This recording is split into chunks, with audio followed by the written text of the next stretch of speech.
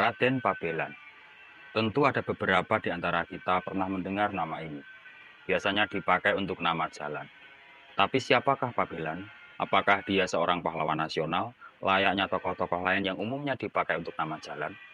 Raden Pabelan adalah nama seorang tokoh yang punya peranan cukup penting dalam peristiwa pecahnya Perang Pajang dengan Mataram Islam.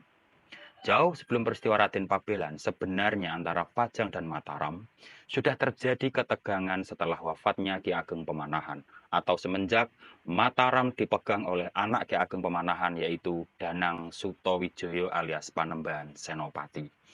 Perlu diketahui bahwa tanah Mataram semula adalah hutan Mentawai atau alas Mentawai yang merupakan hadiah pemberian Sultan Hadiwijaya Raja Pajang kepada Ki Ageng Pemanahan karena berhasil memenangkan sayembara memadamkan pemberontakan Arya Penangsang, Bupati Jipang Panolan. Sebelum hutan Mentawai dihadiahkan, Ki Ageng Pemanahan sudah bersumpah kepada Sultan untuk setia kepada Pajang. Singkat cerita, hutan Mentawai dibabat dan dibangun sebuah pedukuhan, diberi nama Mataram.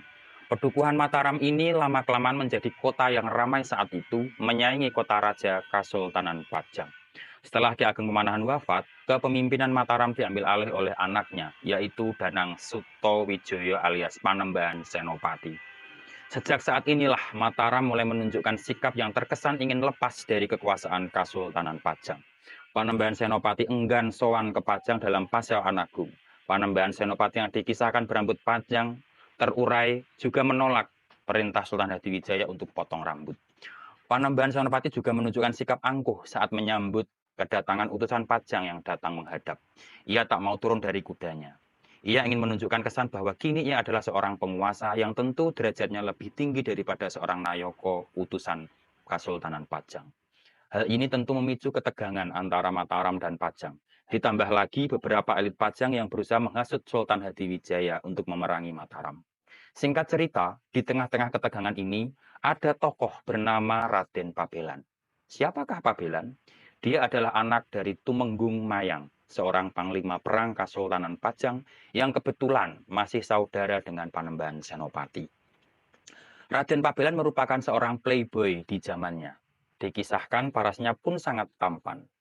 Sudah tak terhitung berapa banyak gadis kampung yang jadi korban rayuannya. Tak sedikit pula istri pejabat yang tergoda mulut manis dan ketampanannya. Hal itu membuat ayahnya, Tumenggung Mayang, malu sekaligus marah. Dihajarnya Raden Pabelan habis-habisan. Kemarahan sang Tumenggung sampai pada ucapan tantangan yang sebenarnya adalah sindiran agar anaknya jera. Yang orang Jawa bilang itu melulu. Kamu lelaki hebat jika sampai bisa memikat putri sultan. Begitu ucap Tumenggung Mayang. Bukannya menghentikan kelakuannya, sindiran itu dianggap tantangan serius bagi Pabelan. Tanpa orang tuanya tahu, ia nekat menyelinap masuk istana. Ia temui Sekar Kedaton, anak dari Sultan Hadiwijaya. Tak disangka, tak diduga, Raden Pabelan tak bertepuk sebelah tangan. Putri Sultan sekelas Sekar Kedaton pun takluk oleh rayuan Raden Pabelan. Raden Pabelan bersembunyi di kamar Sekar Kedaton sampai berhari-hari. Sedalam apapun bangkai dikubur, lama-lama baunya akan tercium juga. Begitu juga dengan persembunyian Raden Pabelan di dalam kamar sang putri sultan. Dimulai dari kecurigaan para dayang, lalu sampai ke telinga prajurit, sampai pada pimpinan prajurit bernama Ngabei Wuragil. Kamar sang putri digeledah, Raden Pabelan ditemukan dan ditangkap. Raden Pabelan lantas dieksekusi mati di tempat oleh Ngabei Wuragil. Kematian Raden Pabelan tentu menjadi aib bagi Kasultanan Pajang. Kasus ini pun menyeret Tumenggung Mayang sebagai ayah dari Pabelan. Sultan Hadiwijaya meminta pertanggungjawaban Tumenggung Mayang atas kesalahan Raden Pabelan. Tumenggung Mayang tak bisa mengelak dan dijatuhi hukuman penjara di Semarang. Saat dalam perjalanan dari Pajang ke Semarang, rombongan prajurit yang membawa Tumenggung Mayang dicegat oleh sekawanan prajurit bertopeng yang sebenarnya adalah prajurit Mataram utusan Panembahan Senopati yang ingin membebaskan Tumenggung Mayang dari hukuman. Singkat cerita, Tumenggung Mayang berhasil dibawa lari oleh prajurit utusan Panembahan Senopati. Terbongkarnya kabar bahwa yang membawa lari Tumenggung Mayang adalah prajurit Mataram membuat Sultan Hadiwijaya naik pitam. Sang Sultan marah besar dan memutuskan berperang melawan Mataram. Singkat cerita, peperangan terjeda dengan gugurnya Sultan Hadiwijaya. Konon, kekalahan Pajang terjadi karena ada dukungan magis dari Nyai Roro Kidul untuk Mataram. Jadi ceritanya, Saat para prajurit Mataram terdesak, Gunung Merapi meletus yang menyebabkan pasukan Pajang kocar-kacir. Di saat yang sama pula, konon ada makhluk halus utusan Nyai Roro Kidul yang membunuh Sultan Hadiwijaya secara tak kasat mata. Gugurnya Sultan Hadiwijaya membuat peperangan Mataram melawan Pajang terhenti sejenak. Kedua pihak berkabung atas wafatnya seorang Ratu Agung di Tanah Jawa bernama Sultan Hadiwijaya alias Joko Tingkir alias Mas Karebet. Sepeninggal sang sultan, terjadi krisis suksesi di internal Kesultanan Pajang. Dikisahkan, Pangeran Benowo, sang putra mahkota, enggan naik tahta.